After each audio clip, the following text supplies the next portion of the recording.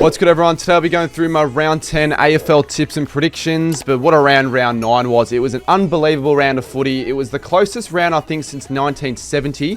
The average winning margin was 10.33, so basically 10 points. And after the first 3 games, every single game was resulted in either 10 points or less. So it's just an awesome round of footy, and we didn't probably expect it to be so good with some of the matchups we had. Now, looking at the tips, it does say I got a 7 out of 9. Now, in my footy tipping comp, it would have given me a 6 because I once again forgot to enter my tips, and it always seems to be games where I would have got that tip right. Now, I did tip Collingwood in the video. It's null and void in my tipping comp, but technically I got it right here anyways. Friday night, I got my first proper tip incorrect. I tipped the Saints. I had that feeling Spuds game. We didn't really rise to the occasion, so it was a bit of a disappointing result, actually, to be honest. I'll talk a little bit more about that later, but yeah, certainly would have been nice to get that win. Saturday games, we had Melbourne v Hawthorn. I was up in the corporate box for this one. Thank you to the punter Perks. This was actually a pretty good game for 3 quarters in terms of the evenness, but Hawthorn got over Melbourne with a big last quarter and got the biggest win of the round, which was only 35 points. This was a decent game as well. Essendon v Sydney. Essendon got off to a really strong lead, but then Sydney clawed back. It was a failed comeback. There were actually a few failed comebacks this round. I got all of the Saturday games right, though. I tipped Gold Coast against the Bulldogs. That was a good game. The Dogs had a failed comeback late, and then the Power had a failed comeback against the Crows and almost won that game as well. That was a really good showdown. Sunday games, we had one of the best games of the round. This is like one of the best Sundays. It's a super Sunday with every margin being under 4 points. So Richmond v West Coast, the Tigers held on in miraculous fashion with 15 lead changes. I did tip the Tigers. The Eagles are continuing their really poor season, haven't got a win yet, so hopefully that doesn't happen this week.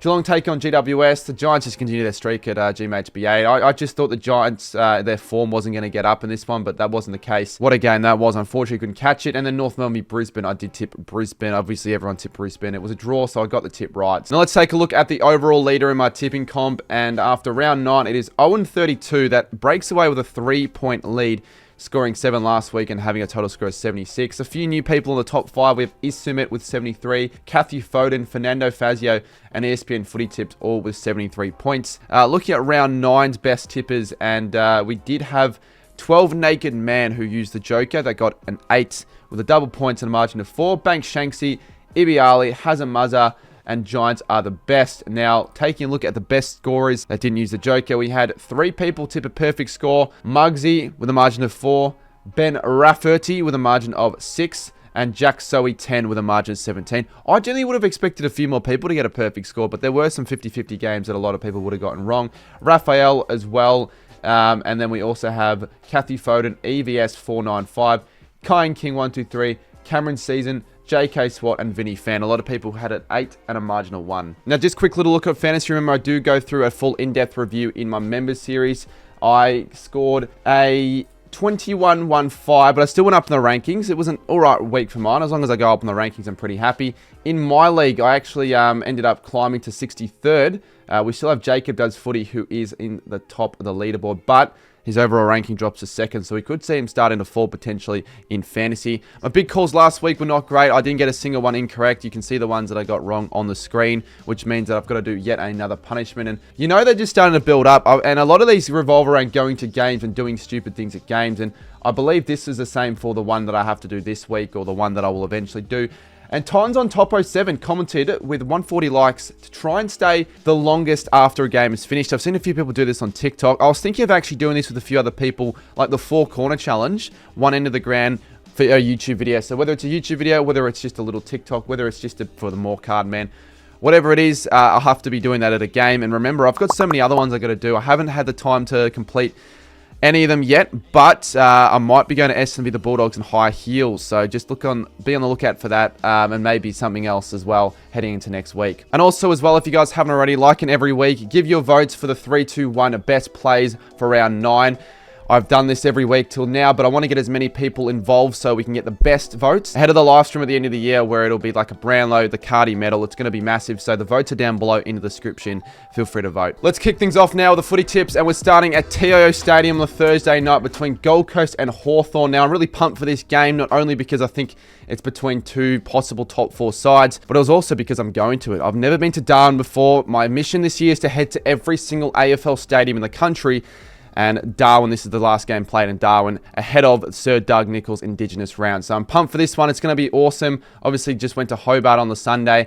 From Hobart to Darwin in a matter of days. Like, my flight leaves in like 4 hours as of filming this. Now, Hawthorn on the weekend, they got a win against the D's. It wasn't the most convincing win for 3 quarters. I mean, honestly, I thought they deserved to be behind. They just kept bombing it, and they just weren't finding the right targets or playing a bit too slow. But when they move the ball quickly, that's where they play their best footy, and they did that in the last quarter. They kicked 6 goals to 1 and sort of steamrolled the D's. The D's sort of, it seemed like they were a bit gassed out. So they've got now 3 wins in a row. They're third, but they've got a tough stretch, and it begins with a tough one against the Suns at Darwin. They've won now 7 games there in a row. They're in some really good form, the Suns, especially when they do play in Darwin. But they're 6-2 now. You know, they obviously lost against the Lions, and they didn't pass that test, but they passed the test of a really strong Dogs performance. But it just seemed like in that game, the Suns always had the answers and always seemed to just hold on to that lead. And even when the Dogs came really hard in that last quarter, they still managed to get a late one and win the game by 10 points. So yeah, that Darwin streak though, they obviously are so used to the conditions. They've been staying in Darwin all week as well, and they have won 7 games in a row. 6 of those 7 games have scored over 100 points. So they win, and they win well. They normally score quite a bit. Hawthorn could win this game. They're obviously a top side for a reason, but once again, it's a 5-day break. They're heading up to Darwin. The conditions, I don't think, are going to suit them very well, and the Suns seem to play really well against the Hawks. I think their form has been really good. So I think it's going to be a good game. I could see the Suns winning this by 5+ goals, but I could also see a really close game of footy. I'm not too sure about the Hawks winning this one, though. I think I'm going to lean on the Darwin Suns for mine. Up in Darwin, I'll be watching this game live and making a video, but I'm going to say the Suns win this game by 10 points. With my big call, I'm going to go 11+ or more individual goal kickers for the Suns. Next up on the Friday night at the SCG, we have Sydney taking on Carlton. Now, I'm looking forward to this one. I think this should be a really good game. Really important crunch game for both of these sides, considering both have been pretty disappointed to start the year. And it could be a defining factor in these teams' seasons. Now, Carlton got the win on the weekend. Without being amazing, I thought a few contributors, for example, Harry Mackay stepped up. He was the match winner. Jack Silvani was really, really good down back, and so was Nick Haynes. But apart from that, there were no massive standouts. I wouldn't thought that they played their best game, but it was really congested, really high pressure, and just no sides really got much going up forward. It wasn't the best game of footy, but obviously they did prevail, and they were the better side. I'll have to admit, as a Kilda fan, people thought in my vlog that I was being salty. They were the better side, and they did win the clearances 33-43. Sydney, on the other hand, I don't know if they were the better side, because I only watched the last quarter. In fairness, that last quarter, they were running over the top of Essendon, and it felt like if they had any longer, they could have won. But they just left their run too late. It was an underwhelming performance from the Swans. They scored 8 goals, 15. So once again, for them, it was the late opportunities that blew it for them. They did the exact same thing against the Power, where they had a lot of chances late when they started really poorly. And I just don't think it's going to happen against the Blues. If it does happen and they start poorly, I just feel like the Blues are going to hold on. They've sort of gotten a bit better now in second half, Carlton, from the start of the season. Now, I remember I went to this fixture last year with UCAT and Crouchy, the SCG game between Sydney and Carlton for Indigenous round on the Friday, and the Swans fans really made it an atmosphere of its own. It was one of the greatest atmospheres at the SCG I've seen. I think it's going to be a similar circumstance here. I think the Swans fans really want to get out on a Friday night. They haven't really had that opportunity in a bit of time, and I know the Swans have a bit of injuries, but they're too quality of a side to start 3-7. It's a hard game to tip, but I'm not trusting Carlton as much away. They're better at home, and I think it's a game where I'm expecting the Swans to bounce back in. I've been really crap with tipping Sydney games this year, but I'm going to say the Swans win by 15, and my big call is that they're going to win the game after trailing at 3/4 time. They're a fast finishing side for a reason. Next up, we head to the Saturday games. We start at the Saturday afternoon. Collingwood take on Adelaide. Now, I think this could be the best game of footy on what I think is going to be a fairly average Saturday of games. The Pies, I thought they had one of their best wins, honestly, in a very long time. Away from home with 4 stars out on a 5-day break when Freo, they're still expected to be a solid side this year. They were the favourites heading into it, but Collingwood won that game in a very impressive way, especially considering they only scored 34 inside 50s to 62, but they had plenty of opportunities inside 50 because their efficiency was just levels above the Pies.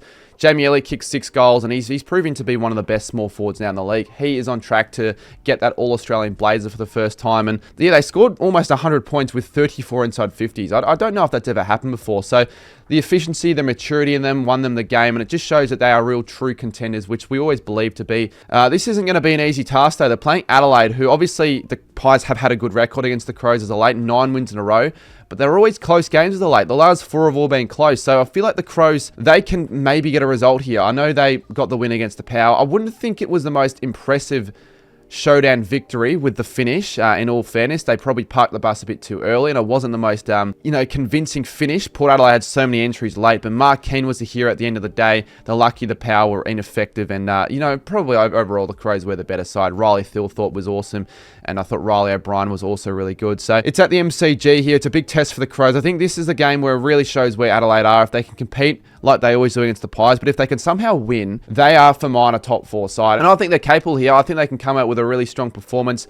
I feel like they may be able to match the Pies, depending on how many ins the Pies have back. I think the Crows can run through the MCG well. They scored over 160 against the Bombers early in the year, and these games always seem to be thrillers. I'm going to go an upset here, and I'm actually going to say the Crows break that 9-game losing streak, and I'm going to say they win it against the Pies by a point at the MCG, with my big call that Jordan Dawson has 10 or more marks and 2 or more goals. Next up, we have Port Adelaide take on Geelong at the Adelaide Oval. Now, this is a twilight game. There are actually 2 twilight games in the round, which I feel like is quite weird. I don't know. I feel like if you're not going to have a clash, don't have a twilight clash. I don't want a Saturday night clash, but I also don't want a twilight clash. It's a bit weird.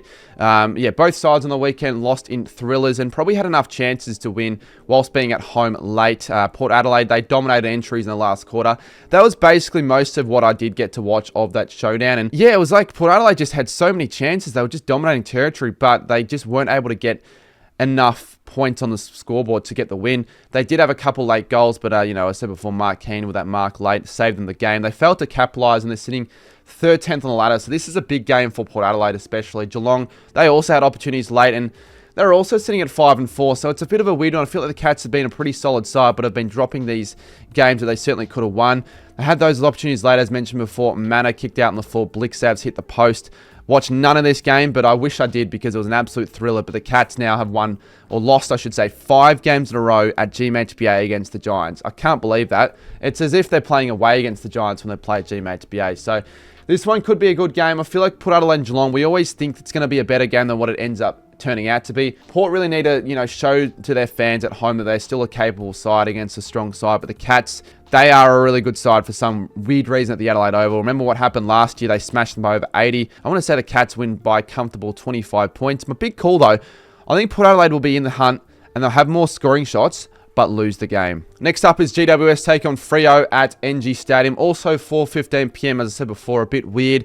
Now, before this round 9, both sides' seasons honestly were starting to slip away, but the Giants, they were the ones to find a massive win, and it was a really, really impressive win. Really, really strong win, and maybe a season-defining win. I feel like, I'll quickly point out, they have been hard done by the fixture. They've only played 2 games at NG. I feel like it's certainly unfair. They've got to travel a lot more. They've got to, the preparation heading into all these new venues is a little bit more difficult. So I think the Giants would be pretty happy with where they're at right now. They've still got players coming back. They're now 5 in a row against the Cats, as I said before. And, what an impressive win that was. And a shootout, unfortunately, as I said before, couldn't watch it. Tom Green had 37 disposals and Hogan kicked 7. When he's on, he's the best forward in the competition. There's no doubt about that. They also managed to score 9 goals from defensive 50 chains as well, which is extremely impressive. They were efficient, which is exactly what the Dockers weren't versus the Pies. They had 28 more inside 50s. They smashed Collingwood in most of the stats, especially in the midfield as well, but they were still beaten on the scoreboard. And it's their method, I feel like. It's just not good enough, and their personnel just simply isn't getting it done, which is concerning now because Collingwood had 4 outs.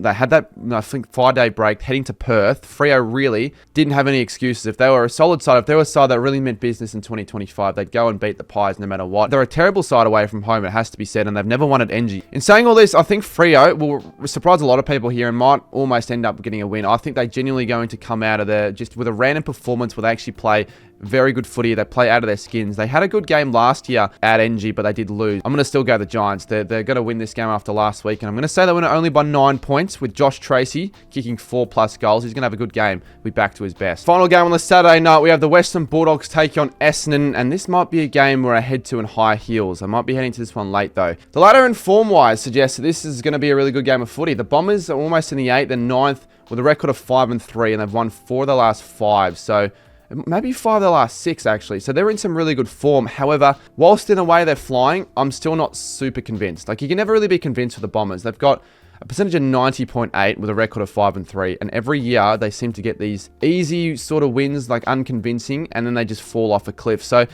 nothing has shown to me that that's going to change, but I'll give Bombers credit where credit's due. that was a pretty impressive win, especially in the first 2 and 3 quarters. Zach Reid had an unbelievable game, and they controlled a lot of the territory. They had a lot of marks, and they had a lot more disposal than Sydney. Looking at the stats again, I didn't really see much of this game back, but they were absolutely smashing that last quarter, and that was the only quarter of footy I watched. So it felt like if the game went for any longer, that possibly could have been overrun. One good thing I will say about this performance, though, is that they were, winning well without Merritt really dominating. So that's refreshing that they can actually get wins without having to depend so much on Merritt. The Dogs also had a really difficult game in trying conditions in Darwin. Like the Giants, have been travelling all around the country, and I feel like they've been a bit stiffed in the fixturing. So this is only the 3rd game they're playing in Marvel, and it's round 10. So sure, they get a bit more of a better run at the second half of the season with some more games at Marvel. I thought they fought hard, and they were certainly gallant. They didn't give up. They had a late charge. Libba, Bond, they started. Bailey Dale was good, but they just didn't quite get enough done. I just feel like whilst this could be a decent contest, the Dogs are just levels above the Bombers, I think, in quality. And whilst they're on the same amount of wins, you look at that percentage, it's a difference of 30%. And the thing is, the Dogs have been able to beat solid sides, and especially sides that have been, in some good form heading into it or away from home. I just feel like this is going to be one of those games where with the Bombers' injuries, the Dogs' form, they're really good at Marvel. I think they might cop a bit of a reality check, the Bombers, and get a big loss. Kind of like what the Saints did on Easter Sunday. Now, I don't want that to happen, but I'm just predicting it. I just feel like the Bulldogs are going to smash the Bombers in this game, and it won't be a very competitive game of footy. I'm going to go the Bulldogs by 53 points, with my big call that the margin will stay over 30 points for the entire second half. Heading to the Sunday games, so we've got a few decent ones against some of the poorer sides in the comp, and we start off here with Richmond taking on North Melbourne. And this is another chance for the Tigers to get a win and perhaps finish this round ahead of sides like Sydney after round 10. Could you imagine? Now, it was an amazing game for Richmond on the weekend. It really was. 15 lead changes. Unfortunately, I only saw bits and pieces of this game because I was obviously in Hobart getting ready for the game. But Tom Brown, give credit to the bloke. He saved the day for the Tigers with 30 seconds to go. He ran down a chasing tackle on Tom Gross, and that won him the game. So Richmond fans would be ecstatic with that. They're playing out of their skins, and they're still going to get that top 3, top 4 draft pick regardless. But I think they've certainly avoided now the wooden spoon. They're 3 games ahead of West Coast, and I think they really should be favourites here against North Melbourne. In saying that, though, I also think North Melbourne have been playing some good footy as of late. They're due a win, and have now put 3 pretty solid games of footy up in a row. They probably should have all been wins. That Brisbane game, that second half, I definitely have to agree, they outclassed Brisbane massively. They just felt like at moments of the last quarter especially, they just didn't have trust in their teammates. They weren't really given the best of options, and their ball use inside 50 was a bit poor. They just lacked that class in the end, and maybe they lacked that composure and maturity, but it was still a decent performance for sure. They got the 2 points, but they need to start finding the wins. But I think North against Richmond here, they could win. I thought Cherry was really good, obviously, against the Lions, and Comben down back start as well. This one, I think, will be close. I'm expecting another pretty good game. No one really thought Richmond West Coast was going to be that good, and it turned out to be one of the best games of the year. This could be one of those similar games. I'll be streaming this one ahead of the West Coast v St Kilda game. I'm going to say North Melbourne win this game and get their second win of the year. They're due a win, and I'm going to say they win by 17 points, with my big call being that there'll be a single-figure margin in all the quarter time, half-time and 3/4 time breaks. Next up, we have Brisbane take on Melbourne at the Gabba. Now, this is the one game they picked for the free-to-air game, and I feel like this is certainly not the one that deserves to be the free-to-air game. And also, apologies to Melbourne fans. I don't really know where I put my Melbourne scarf, but to be fair with you, I don't think you guys are going to win anyway, so we'll leave the Brisbane scarf up there regardless.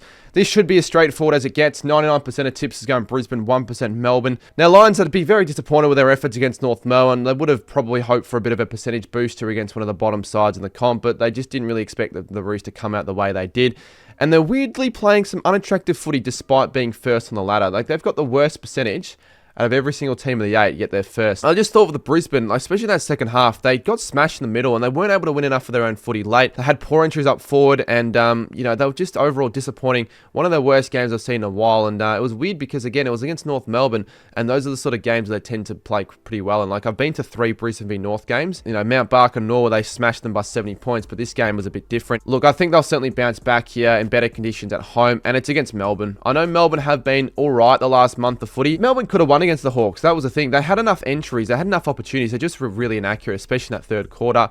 They were never really able to hit that lead in that third quarter to head into 3/4 time in front.